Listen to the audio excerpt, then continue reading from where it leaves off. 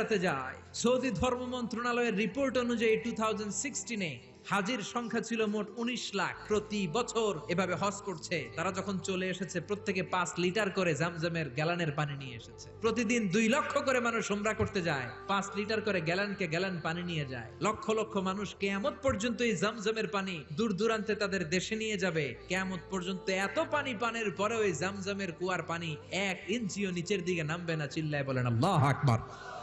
সাইয়েদনা ইব্রাহিম আলাইহিস সালামের স্ত্রী হাজারকে সাথে নিয়ে, দুধের বাচ্চা ইসমাইলকে সাথে নিয়ে কাবার পাশে তাদেরকে রেখে আসলেন।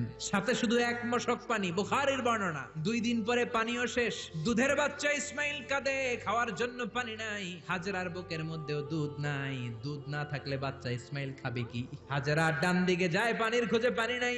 বাম দিকে যায়, পানির খোঁজে পানি নাই। এদিক সেদিক দৌড়াদৌড়ি করে, সাফা মারওয়ায় দৌড়াদৌড়ি করে, পানি নাই।